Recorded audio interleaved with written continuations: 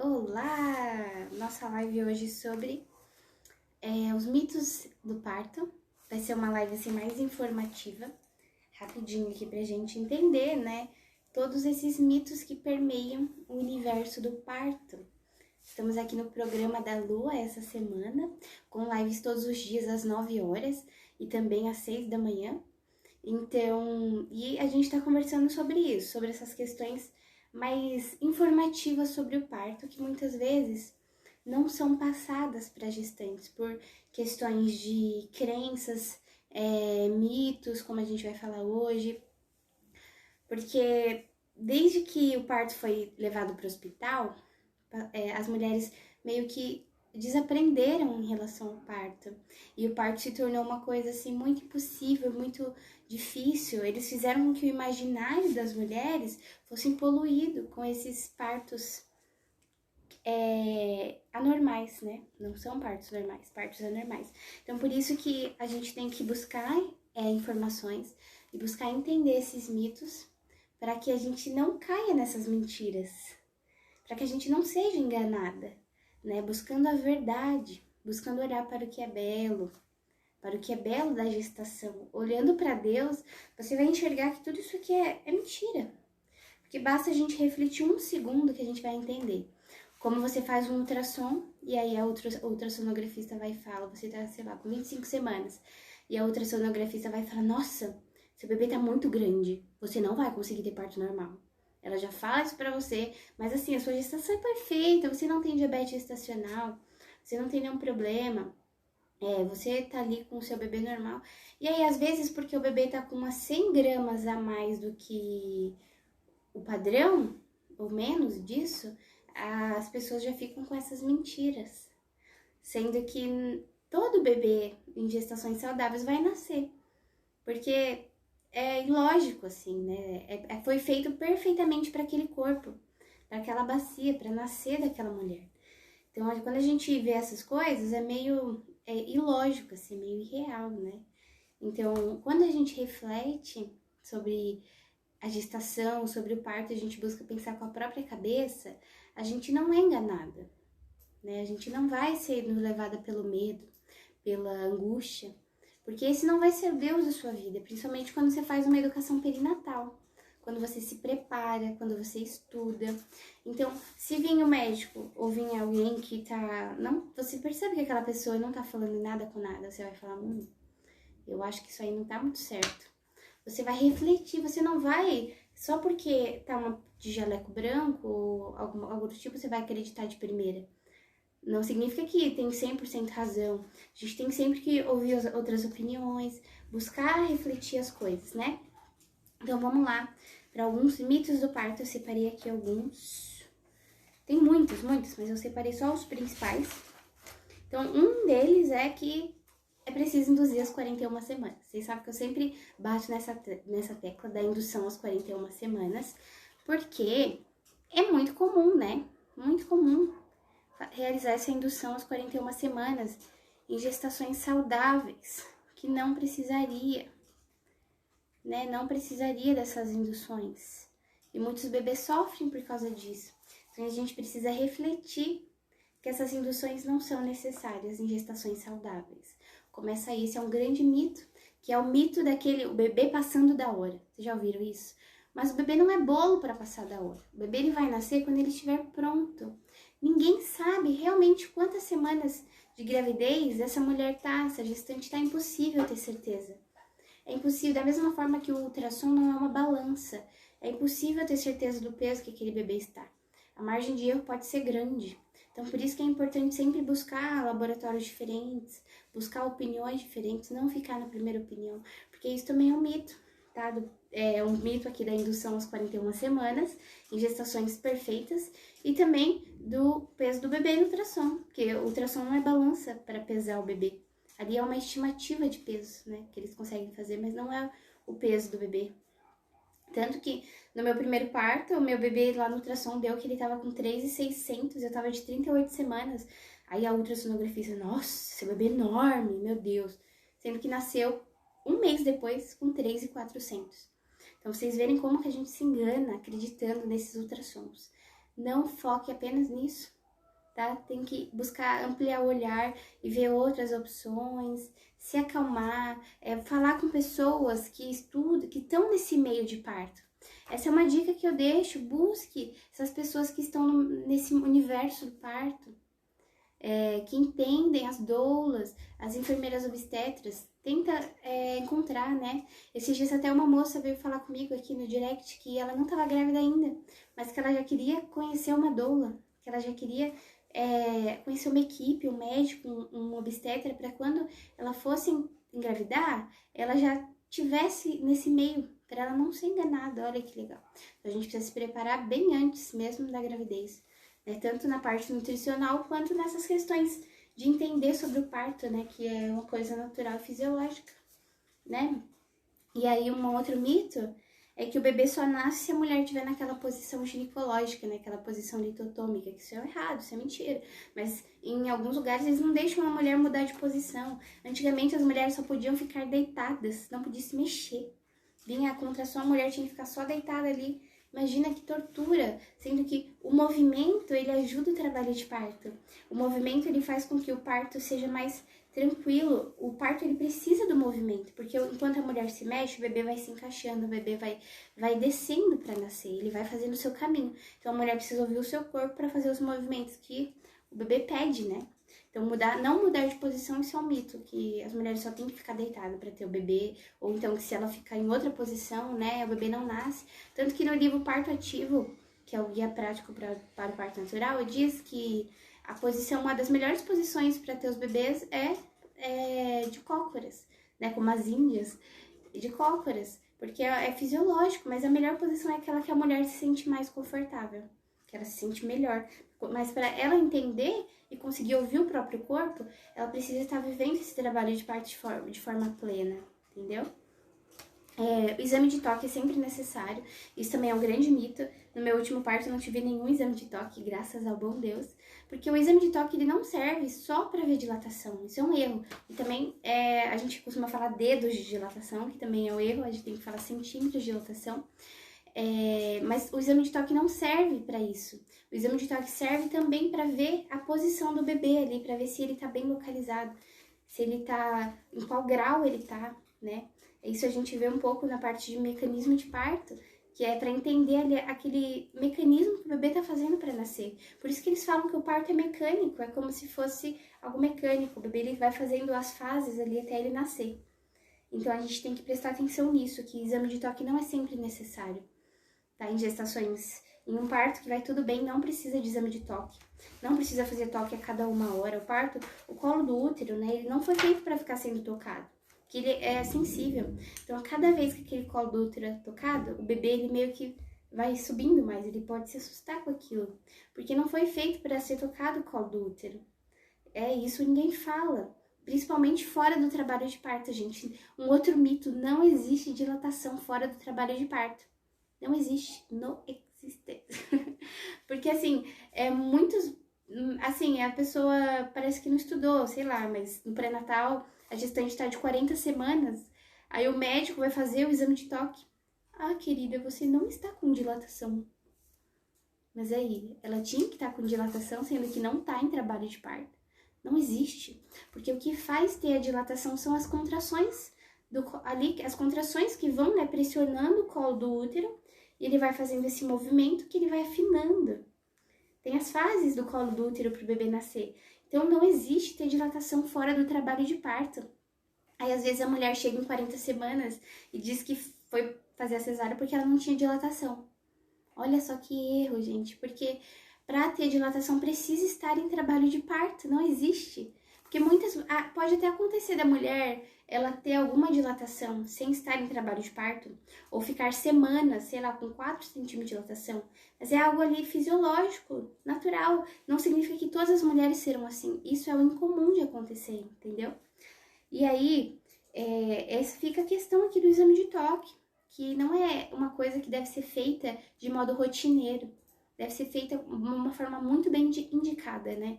Infelizmente, nos hospitais, eles fazem, né? Quando a mulher chega, eles internam a gestante só se fizer o exame de toque, saber quantos centímetros tá, né? Pra ver se não tá com nada. E o melhor é que esteja com mais de 6 centímetros ou 5 quando entrar na maternidade, porque aí você já tá indo pra fase ativa.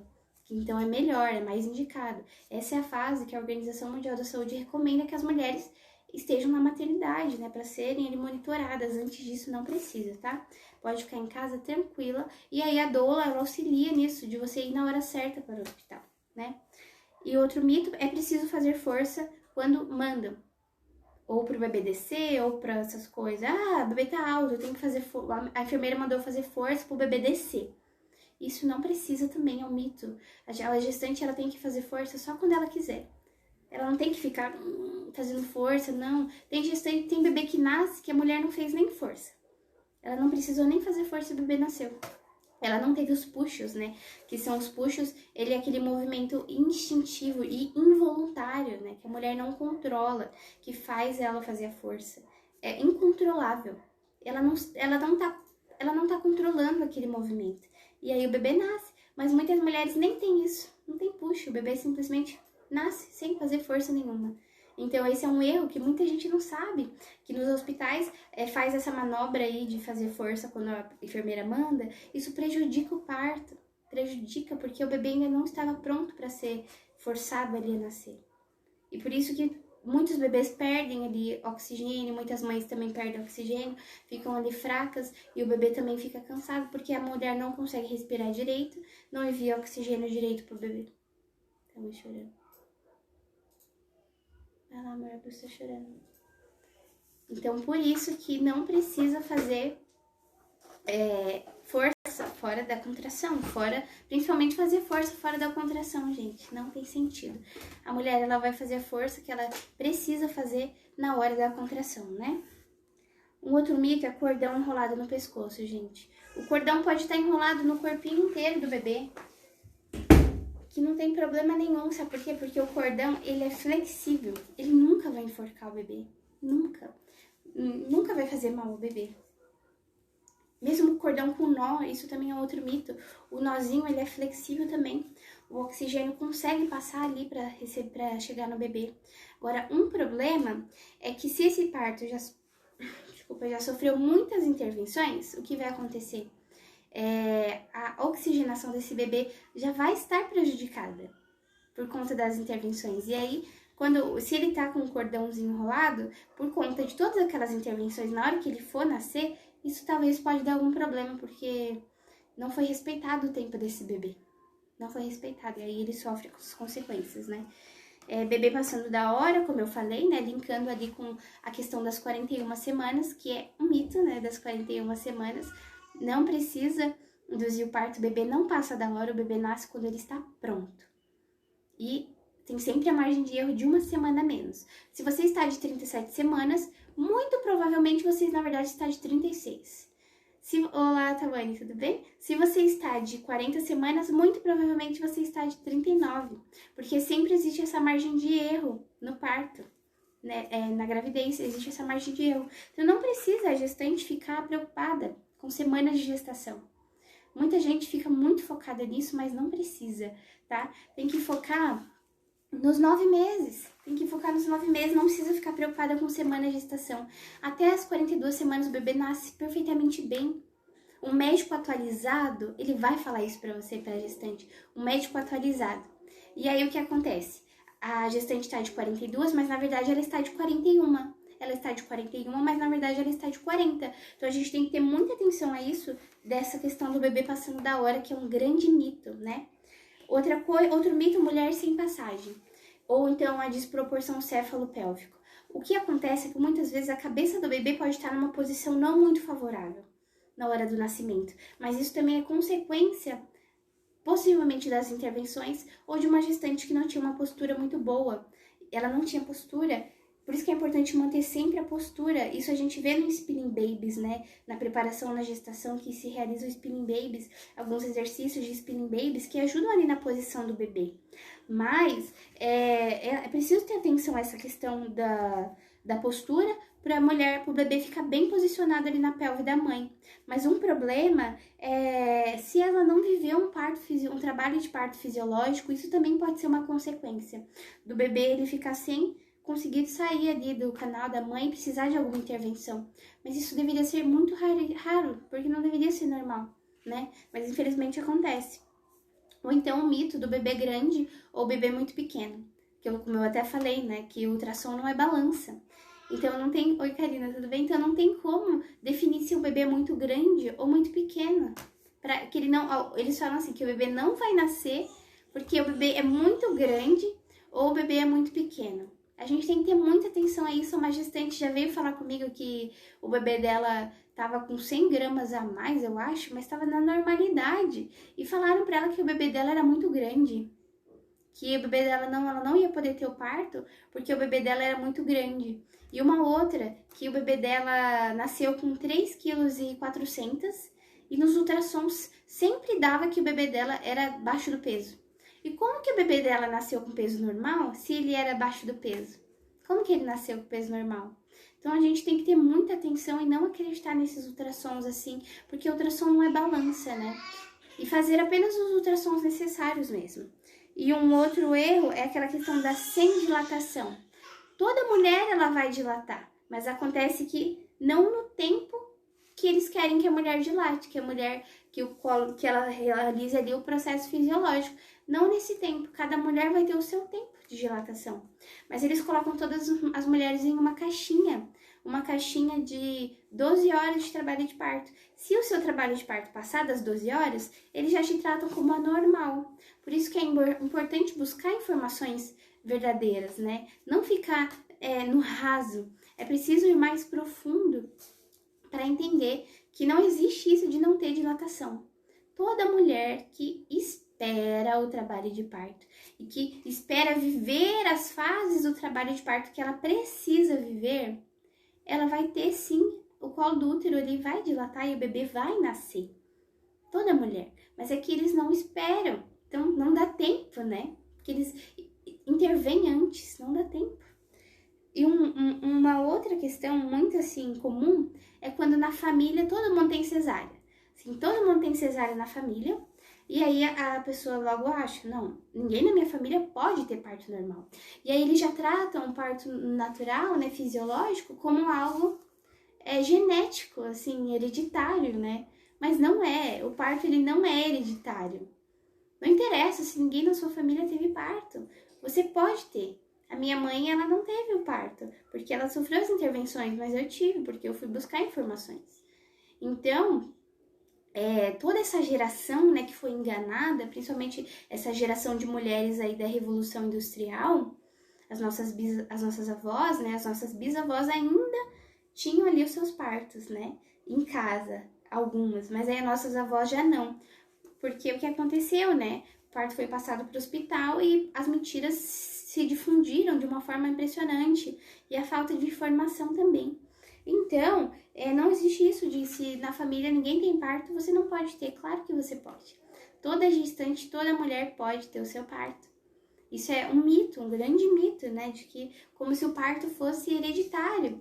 E muitas, eu já ouvi também, né, uma gestante falando que a mãe dela dizia que ela não iria ter o parto porque ela não teve, né? A mãe falava, eu não tive parto, então você também não vai ter, porque eu não tive.